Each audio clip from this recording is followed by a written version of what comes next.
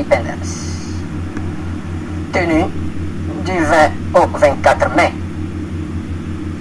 D'entrée, il est à retenir que sur ce plateau de l'Académie de Doha planent les silhouettes des oligarchies pieuses occidentales et arabes, qui naturellement ne croient que dans les conflits, la domination, le barbarisme, la piraterie et le contrôle des autres. Donc, incapables de changer leur logiciel, c'est-à-dire leurs idéologies ou philosophies, ou de s'humaniser et constamment dans le déni. À la partie visible de cette estrade ou plateau apparaît un aréopage d'experts en sécurité, en communication, des dignitaires, quelques décideurs et concepteurs de la politique sécuritaire qui ne sont qu'au service des invisibles vrais prédateurs mentionnés plus haut.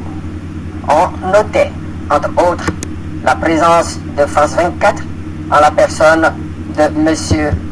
Wassim Nasser, le terroriste journaliste, et de New Nation TV, Dan Abrams, dénué d'intégrité journalistique, l'ex-ministre des Affaires extérieures du Faso en exil, le général Djibril Bassolé, et du ministre des Affaires extérieures, coopération, intégration régionale et de la diaspora, le professeur Robert Ducet du Togo, une république d'environ 8 millions d'habitants. Au cours de ce forum exclusif, où personne n'est surpris de l'absence totale de panafricanistes connus, même pas Alain Foka, l'ex-RFI, et maintenant Mansa. L'ambassadeur Peter Pan, Distinguished Fellow of Atlantic Council, envoyé spécial au Sahel, et le professeur Ducet se sont entretenus durant une trentaine de minutes du sous-thème Current Geopolitical Landscape in Africa, l'actuel paysage géopolitique de l'Afrique. En promoteur d'une Afrique souveraine, le professeur Robert Ducet a supplié l'Occident global et les Émiratis pour une diplomatie du dialogue, de tolérance et du respect des Africains dans les relations partenariales. Connaissant un peu ce politicien diplomate, et quoique je ne m'attendais à aucune surprise, ne suis-je pas toujours en droit de me demander si ce que plaide ou professe cet universitaire, ministre togolais, reflète la politique à l'interne qu'il sert sans interruption depuis plus d'une décennie. Ne prenant en compte que ces derniers mois, de janvier à mai 2024, à quoi avons-nous assisté? D'abord, la prolongation du mandat de l'Assemblée unicolore, sans raison valable, fin 2023, prétendant pour conduire des affaires courantes. Puis, révision à la sauvette de la Constitution de la 4e République de type semi-présidentiel, qui, par un tour magique, accoucha au forceps d'une nouvelle Constitution, République 5, Régime 5, de type parlementaire. Par ce Parlement en partance, au mépris total de la prescription d'un référendum depuis 1992.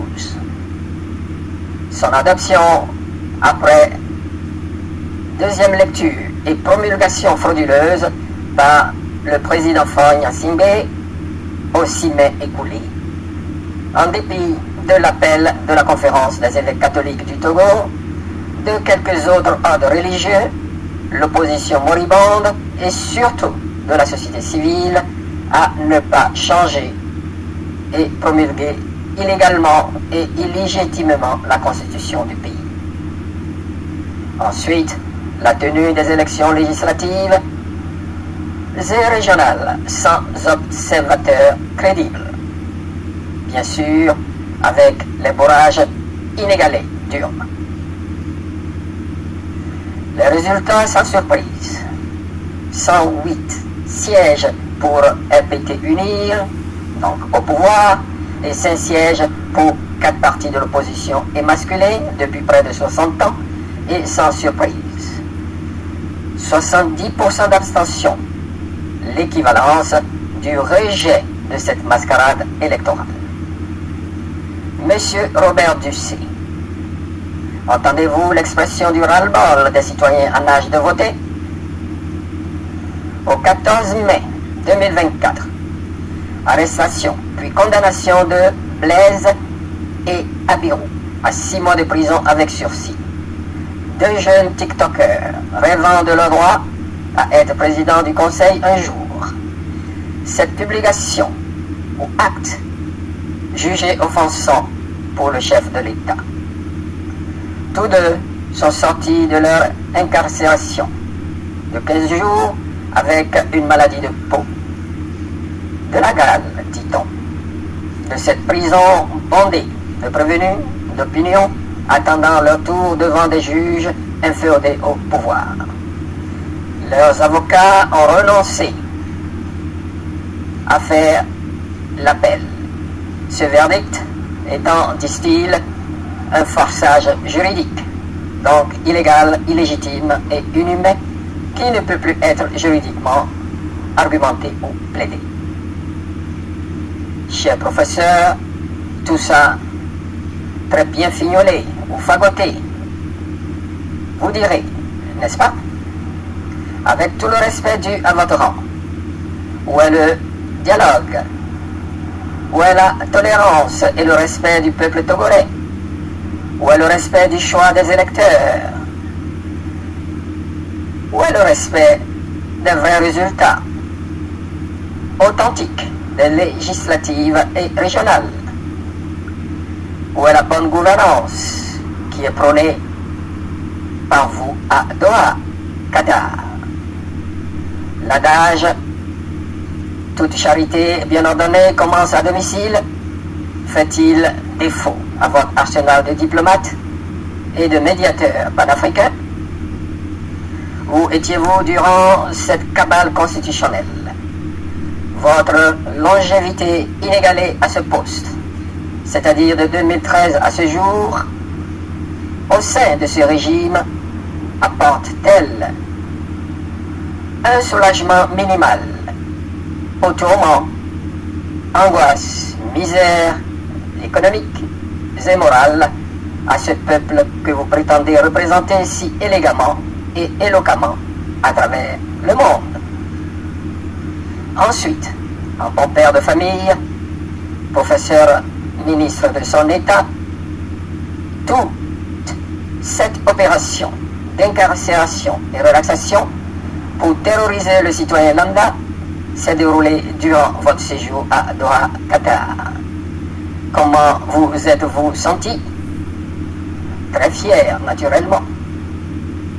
Auditeurs et auditrices, voyez-vous, le malheur des Togolais, c'est l'existence depuis les années 60 d'une camarilla d'universitaires chasseurs de primes et de jobs politiques. Source d'enrichissement illicite très rapide.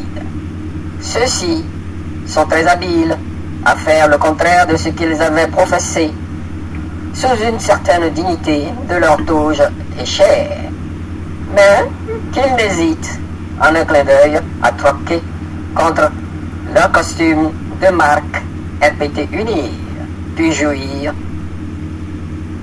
confortablement de ces primes correctrices que procurent de bons et loyaux services rendus, passant ainsi allègrement de moralisateurs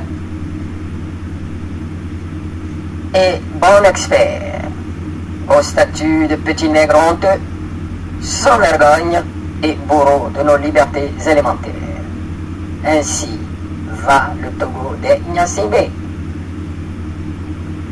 Ces malversations et frauduleuses pratiques n'honorent que cette dynastie et attestent que cette diplomatie mensongère, dit du dialogue, de tolérance, du respect de nos partenaires, du respect du peuple, de leurs intérêts et de bonne gouvernance, prônée par l'honorable Robert Ducé à ce forum exclusif, organisé par les pires ennemis de l'Afrique, ne reflète pas du tout ce que vit le peuple togolais, très meurtri et miséreux dans sa prison à ciel ouvert de 56 000 km² dans le golfe de Guinée.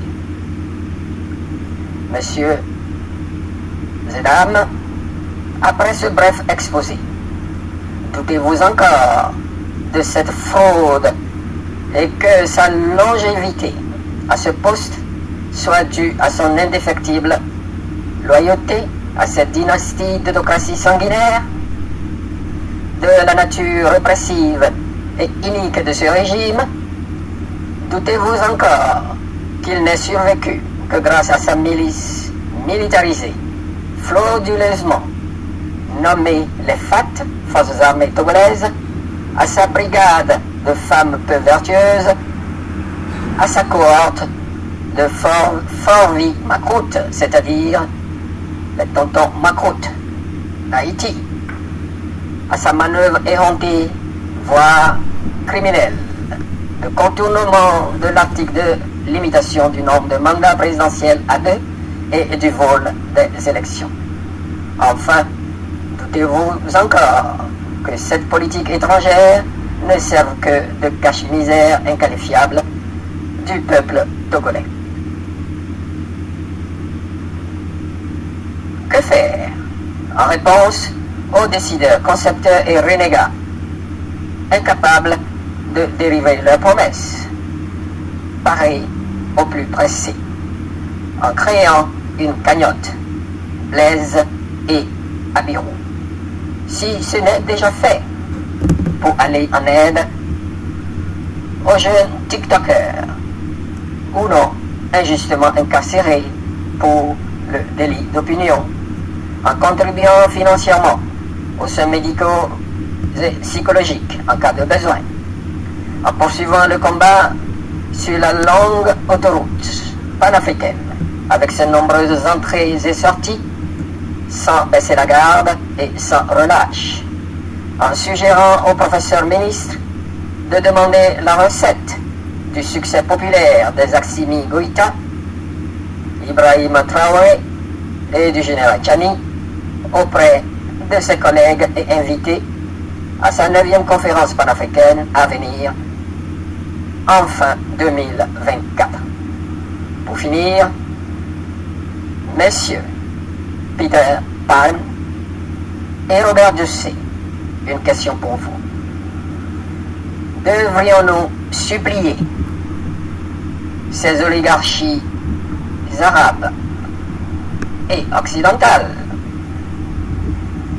et les remercier pour le modèle économique de prédation à nos dépens, la source de notre misère et émigration obligée? Jamais, au grand jamais, aussi longtemps que le soleil se lèvera à l'est et se couchera à l'ouest. Chers auditeurs et auditrices, qu'en dites-vous? Merci de m'avoir écouté jusqu'à la fin. Laissez vos commentaires ou questions. Bien, voilà donc c'est à peu près une quinzaine de minutes, c'est cette vidéo que j'avais réalisée il y a 1 an à peu près. Et effectivement, j'interpellais le ministre des Affaires étrangères du Togo, qui assure cette réussite, utilise la diplomatie comme cache une couverture de monstruosité qui se passe dans ce territoire, une prison à ciel ouvert. à ciel ouvert. Bien sûr, les deux jeunes que vous avez vu plusieurs images passer. Exprès, je fais de l'insertion de différentes images pour mettre mes vidéos en contexte, pour montrer en fait ce qui se passe.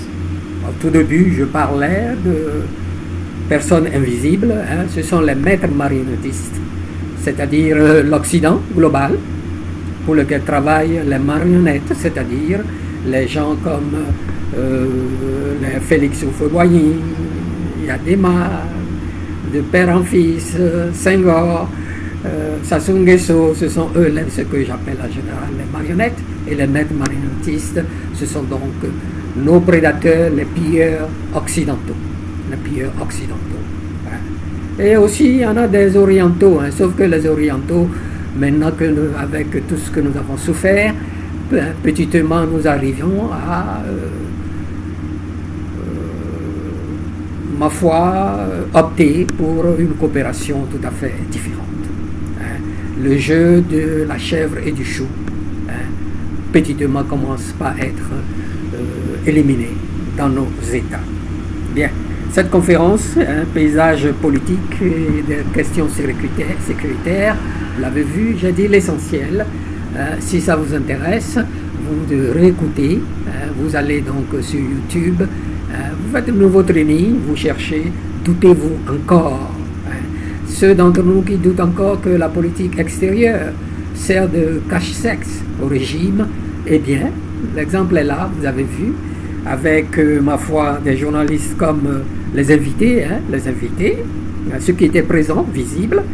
Parmi eux, il y a Wassim Nasr, le journaliste terroriste qui s'est reconnu maintenant, qui travaille avec les terroristes au Sahel, connaît dans le détail là où ils vont attaquer, ce qu'ils ont fait, ce qu'ils n'ont pas fait.